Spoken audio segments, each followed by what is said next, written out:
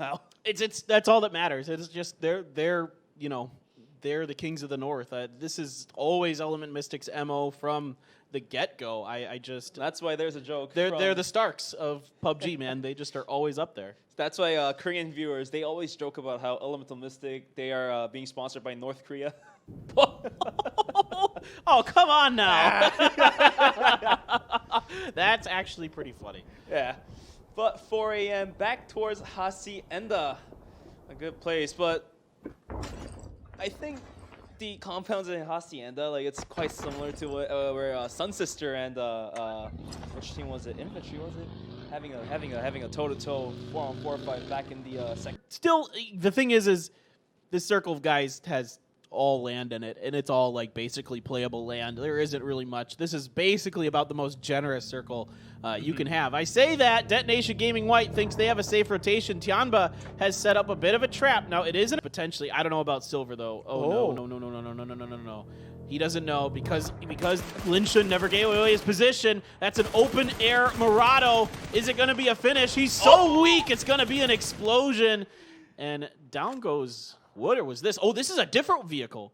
They cut to another one here quick on us. That was a whole nother Detonation Gaming White vehicle. They lose 2 members in that one, I think. Meanwhile, in a bit of a duel with Element Mystic over by Hacienda. Grenade bouncing up and in. That's going to force him out, but he is able to get through. A little bit behind on that spray was Kinch. I think Elemental Mystic wants to pick up the fight. All of their members rotating inwards.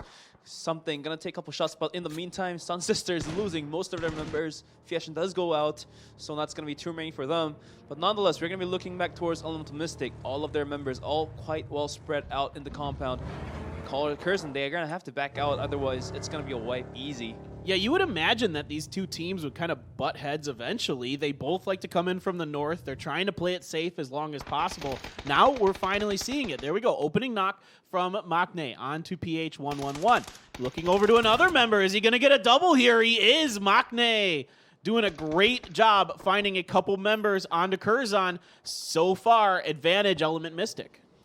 Elemental Mystic, they pick up fights when they want to. They are not scared of anything, and that's page 111 flushed out by Maknae. Maknae has been performing great. He's incredible. Close range. Push. Little does he know, Martian Chun is on the push, and that's going to be Kira V going down. So, a little unlucky there for Kira V. He did have to take a heal, so... Well, that was a bit of an ego push there from Kira V. Yeah. I mean, he was trying to box in Element Mystic, and... unfortunately for him, 4AM was looking over it. Now, he should know that. Ooh. You're in a bad situation. And speaking of bad situations, Detonation Gaming gets wrecked by Tianba. This is just a masterclass by Tianba. They find a team and they stick to them like glue. They don't let you get away, and they just rip you apart. Meanwhile, PO's getting found out by GEX. Oof. That is one of those things that from time to time you see with PO where he just gets a little too far out and pays the price for it. This is the downside of 1-3. Like, okay, like you can gather good information, quality information, and you are able to have most of your members stick together, so the battle is very possible. But the thing is, the downside of a 1-3 is the one member side. If he gets pushed, there is no way he's going to go out alive, and that's what we exactly saw from PO and GEX. Loki does take down Yan Li, so... this might be possible for Gen.G here. Mao Ye does take a peek, and Loki's there to finish it off, but Mao Ye will punish Loki for peeking out wide. Nonix comes in hot, but that's going to be it. GEX taking out Gen.G 14th place, so that is just unfortunate. This is not looking great for Gen.G to start the games today. Again, they just look a little off balance. PO goes down early. They get kind of over-aggressive onto GEX, who is dug in very well on the edges of power grid and that kind of area. So... great job by them. Ooh, my word. M200. You find under. By the way, I caught it in the kill feed that OGN took down infantry, so this might be a third party. The information may have been given away here as to what OGN was doing, so they are not interested in continuing that fight. They do not like their position, and I don't blame them. They're just going to peace on out because the circle did shift hard to the east. In the meantime, Curzon and Elemental Mystic will continue to brawl. I don't think no one will get out from the situation until one team gets completely eliminated. In the meantime, Indigo the car will take a headshot from Yacha, and that's going to be an easy kill for Quadro. Sungjang just left there unknowing, going like, oh, what am I doing? And he's going to have to find a place to place himself inside. But Yacha doesn't want that to happen. It is going to spray the car down, and Yoke is out wide, and that is going to be the vehicle blown up. Sungjang going nowhere, but will end up in a point zone for Quadro. Yeah, this is not going well once again for Entus. The circles continue to shift away from them. Usually they play really well in this part of the map, but this time doesn't seem to find favor. Here we go. EM and Curzon finally kicking it off again as the rest of EM is trying to get through here. Oh, no! Flat-footed is Lash trying to prep the grenade. He pays the price for it. Can Maknae and Kinch save him? DA, just doing his own DA things, will find a lucky kill, peeking down at the right timing. Maknae, though, he's going to be waiting at the doors. Going to take DA down to super low HP, and it's going to be disengaged just for now as DA has to heal off. Maknae not going to heal himself off, but Yo, where did he go down? I think Tian from up top did take a down onto Yoke, and the nade not close to finish off, but in the end, the M4 is there. DA, though, he's going to find the down onto Kinch, just jumping out like a brave man. Not gonna happen. This is not a movie. This is a real game. Well, if Maknae can do this, it's basically a solo wipe. He's pre-firing like crazy. Here comes up the stairs, and he just doesn't have enough bullets left in the chamber to do the job that he needs to do. Martian Chun is knocked, but DA there, what a play from him onto Element Mystic. Absolutely juking and jiving all over them. He just puts his foot on their throats. Oh, he was peeking out left, peeking out right, peeking second floor, peeking first floor outside the door. He was everywhere. He was going fast as furious. But nonetheless, one as well. But he's gonna go down. L-Star's already with 3, so decent kills for both of these teams. As we're just going dead center. This is gonna be an interesting one if it goes right in the middle of this. That is a very flat circle. In the meantime, Sun Sister gets eliminated by LYG. I think Miramar is definitely the map for LYG to earn those points. Hopefully they can get more points going into Erangel as well, final 2 maps. Hopefully they can place themselves a little bit further. Be gaming. There's so many teams around here. You got Griffin, you got 4AM, and they are right in between 2 very strong teams. The opening down comes from Mean Sung on a dab. Gonna finish that one off. Ooh, and there we go. It is gonna be 2 hearts gonna help him. This is the Griffin we want to see and we want to watch, and this is our favorite moments of Griffin when they pick up fights and just go in like a madman and take the kills. And Griffin with all 4 members alive, looks like almost going down though, but all 4 members alive. This is going, although Rush B Gaming, you can see them over there. You know, 2 Hearts kind of wary of what's going on. They know they're up there. They've been fighting them for quite a while.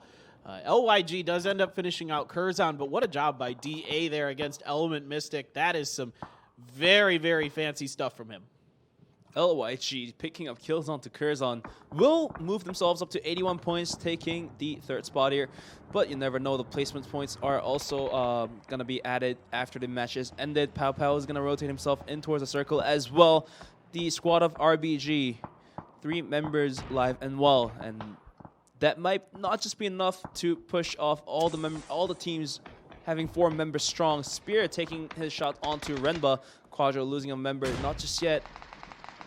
Yeah, we're going to find out another circle as the battle starts to go between 4AM, RGB, and Griffin. Griffin has the circle right now. They're ahead of RGB and 4AM. Tianba's starting to inch their way over as well, seeing if they can find any bits and pieces to pick up and add to their monumental lead they already have. 4AM, this is tough for them. I think they might try to rotate to the north potentially, but I don't know if they have much to work with. And my goodness, the grenades are on point here for Tianba. Rest in peace, Pow Pow. And then Forever gets in on the action as well. Rush B Gaming, oof, this is not going well. Only 1 member left standing for them. 4AM looking to place themselves inside a circle, and definitely, as you have mentioned, they might be going towards the north here. It looks like they're just going to play with the edge, but Ghibli, though. Ghibli, they've been not having their days, but this match, they're going to have their day. Their compound being at the good bottom circle as well. So they're going to be able to just watch. Cut off a lot of the angles along with a little bit of help from some foliage of the trees. This should be A-okay for Tiamba. Oh, but Spear's got a decent angle, getting some damage in there. Other members of Tiamba trying to cut through. There is a bunch of damage. That's going to be one knock. It's going to be Deba from VLG. Spear helping out. M200 goes down. So in transition, Tiamba does pay the price. Tiamba, though, because they did lose a member, they're gonna take their shot towards 4AM. They're gonna have a slap from VLG, and they're gonna use that anger onto 4AM. So 4AM just going seconds. Tiamba is gonna be put in a hard rotation. Probably, yeah. I mean, they are on the edge of the circle. This is what they've been doing a lot, just working the edges, kind of navigating it as a team. D-Lax taking a whole bunch of damage. That is a very red health bar as he moves up to the hill. Here comes a grenade up and over from Lambu. If it bounces far enough, it's going to be good. That is D-Lax knocked, and Lambu's trying to come up. I don't think anyone's going to save the day here. Rest in peace as Lambu wants more. He comes up over the hill, not able to connect those shots. VLG, all of a sudden, their compound still in the next phase. Taking him down, just taking him down a little bit, and there we go. The nade popping right up top his face will be it for Yacha. Really accurate grenades from both VLG and L-Stars there, doing the work to put Quadro out of this game.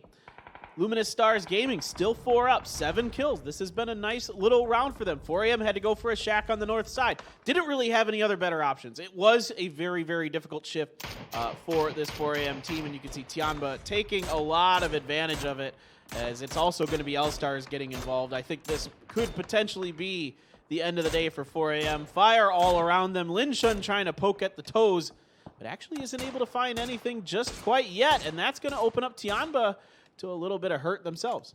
Tian going out from blue zone, Lorena taking a beatdown from WMB.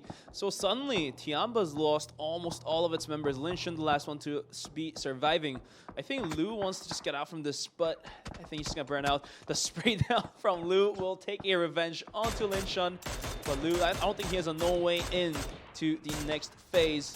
Carl is gonna be there, take the shots. He's gonna be prone down, but little did he know the head's gonna peek out from the terrain. So unfortunate for 4AM, but hey, they did pick up third spot, and they did take Tiamba out from the game before of damage, so he has to back off. Monsters peeking out wide, will connect those spray downs, and that's gonna be Deva and Lambu going down. L-Star suddenly looking so good into this battle. Monster going in brave, and he does spot out 2 players. Not gonna take his shots just yet. I don't think he has a nade either.